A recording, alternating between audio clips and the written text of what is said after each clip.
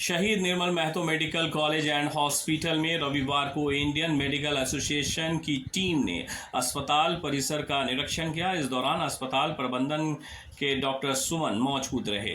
गौरतलब है कि बीते दिनों आपातकालीन विभाग में चिकित्सकों और कर्मियों के साथ मारपीट हुई थी, जिसके बाद चिकित्सकों ने हड़ताल कर दी थी। हालांकि शुक्रवार को अस्पताल प्रबंधन और उपायुक्त की बैठक के बाद चिकित्सकों ने अपनी सेवा बहाल कर दी थी। शनिवार को जिला प्रशासन के अधिकारियों ने अस्पताल परिसर में हूटर और कैमरा लगाने का निर्देश दिया था। इसके बाद शनिवार को आपातकालीन विभाग सहित अन्य स्थानों पर हूटर लगा दिया गया है। हालांकि हूटर की आवाज़ एम्बुलेंस के सायरन से मिलती जुलती है, जिसके कारण दूसरे शहर से हूटर मंगाया जा रहा है। रविवार को आईएमए के अधिकारियों ने जूनियर चिकित्सकों के साथ हुई मारपीट के मामले में बातचीत की है।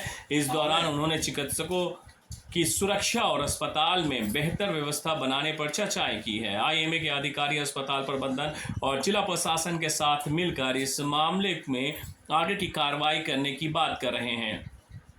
आईएमए के अधिकारियों ने कहा है कि चिकित्सकों की सुरक्षा बहुत ज़रूरी है और इसके लिए अस्पताल प्रबंधन और जिला प्रशासन को मिलकर काम करना होगा। उन्होंने कहा कि अस्पताल में बेहतर व्यवस्था बनाने और चिकित्सकों की सुरक्षा सुनिश्चित करने के लिए सभी ज़रूरी कदम उठाए जाएंगे।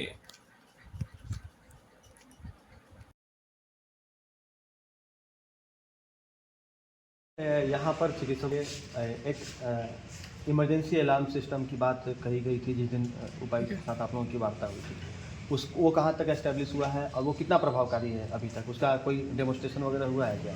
डिस्ट्रिक्ट, जैसा कि आपको पता होगा कि डिस्ट्रिक्ट एडमिनिस्ट्रेटर के साथ हमारी बैठक हुई, उसमें निर्देश जारी हुआ कि हूटर लगेगा और 360 डिग्री का कैमरा लगना है उसमें, और 2 कैमरा और लगना है, एडिशनल कैमरा लगना है। तो हूटर लगा है। हूटर थोड़ा सा लगता है कि वो सिंबॉलिक लग रहा है, जैसा कि एम्बुलेंस का होता है।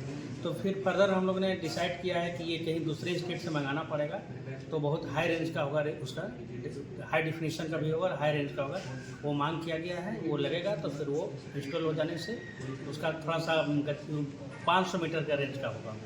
कौन कौन सा लोकेशन में उसको लगाना है? हूटर लगना है, पेडियाट्रिक्स वार्ड में लगना है, गायनी में लगना है, ओपीडी सेक्शन में लगना है और इमरजेंसी में लगना है। जहाँ जहाँ चिकित्सक आपात सेवा देते हैं उन तमाम जगहों पर लगेंगे। उन तमाम जगहों और कहीं पर भी अगर दुर्घटना हुई तो कैसे पता चलेगा सर कि ये हूटर इमरजेंसी का है या फिर ये हूटर गायनी का है? कैसे पता चलेगा? ये सेंट्रलाइज है, वहाँ बटन सिस्टम है कि अगर बजना है तो वो गायनी का बटन अलग होगा, कोड है, इसमें कोड लगा हुआ है। गायनी का अलग होगा, इमरजेंसी का अलग होगा, ओपीडी का अलग होगा, और अगर हॉस्टल भी दिया गया है तो हॉस्टल का होगा तो अलग होगा। सबका साउंड अलग अलग होगा। जो चौकी में बैठेंगे पुलिस पता उन तक भी वो बात पहुँचेगी? हाँ, वो तो वो सामने में चौकी, तो चूँकि सामने में है तो वहाँ उसको पता चलेगा। चौकी के साथ जितने भी जवान जहाँ जहाँ रहेंगे सभी तुरंत वहाँ पर उन लोग को पहुँचना है उस जगह पर। ठीक।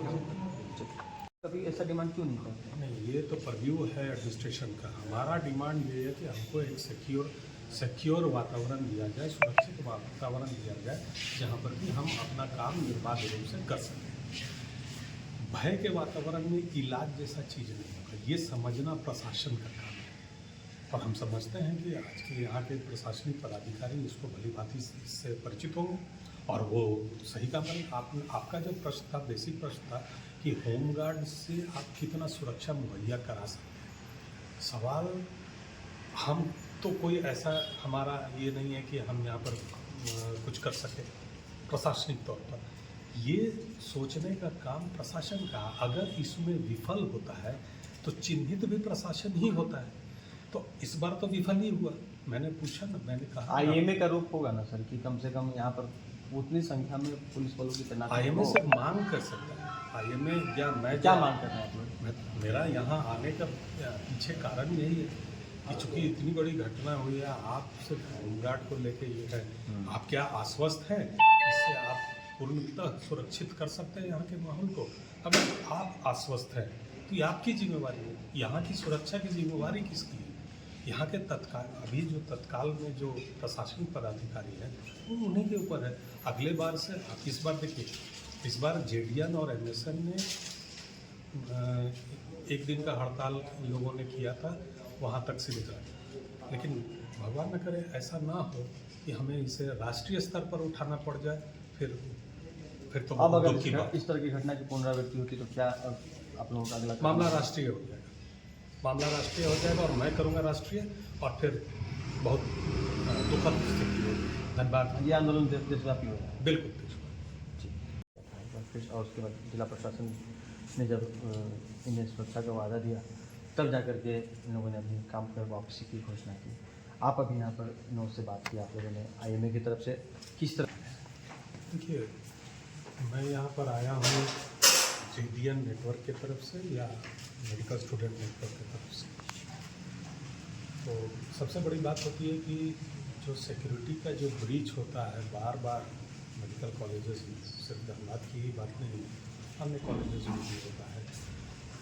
आपको याद होगा पूरे देश में काफ़ी चर्चित मामला था फांसी का रोगा मामला, और इस तरह से अगर धनबाद में घटना घटी है तो सबसे बड़ी बात है कि प्रशासनिक तौर पर काफ़ी स्टेप्स उठाए गए। लेकिन मेरा एक सवाल उठता है, मेरा खुद का सवाल है उनसे कि क्या एक लड़के को मार खाना पड़ा ये कदम उठाने के लिए? इसके पहले क्यों नहीं किया गया था? क्योंकि स्पष्ट तौर पर सुप्रीम कोर्ट का गाइडलाइन था during the hearing of article incident कि हर एक मेडिकल कॉलेजेस में एक स्टिपुलेटेड नॉर्म्स था जिसको फुलफिल करना था। सरकार कहाँ थी? स्थानीय प्रशासन कहाँ थे? या मेडिकल कॉलेज का प्रशासन कहाँ था? एक ढंग का बाउंड्री वॉल बनने में इतना टाइम लग रहा है, और बाकी सिक्योरिटी जो है सुप्रीम कोर्ट की जो कॉलेज में और मेडिकल कॉलेज हॉस्पिटल में मिलनी चाहिए, किस तरह की सुरक्षा व्यवस्था होनी चाहिए?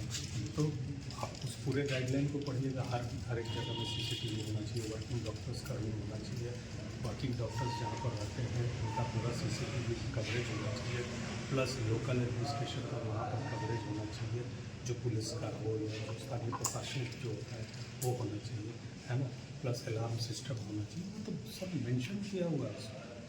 अब अगर उसका पालन नहीं हो रहा तो हम तो यही समझेंगे कि कोर्ट का ही आदेश की पुलिस अवहेलना बलों की की तैनाती जा रही है। कितनी की संख्या में होनी चाहिए? ये तो डिपेंड करता है ना कि आप मेडिकल कॉलेज कहाँ पर है और कितना वहाँ का फुटफॉल हो रहा है पेशेंट का, उस पर डिपेंड करता है। खैर, हम लोग जो बेसिक बात है, जो इस तरह की घटना हुई है जिस लड़के के साथ हुई है, देखिए पब्लिक को ये समझना होगा कि ये बच्चे लोग साधारण परिवार से बच्चे हैं। ये लोग मेडिकल की पढ़ाई पढ़ रहे हैं, कल लोग समाज की सेवा में लगेंगे। शुरुआती दौर में अगर इनको इस तरह की घटना से रूबरू होना होगा तो पेशेंट और डॉक्टर का जो रिलेशन है वो धीरे धीरे खराब ही होता चला जाएगा। और आजकल की मानसिकता हो गई है कि अगर कहीं कुछ हुआ तो पहले डॉक्टर को मारो, क्योंकि सबसे निरीह प्राणी है। जो इतने साहसी लोग हैं, अगर इनको बहुत ही शौक है तो काहे नहीं ऑपरेशन सिंदूर में चले गए?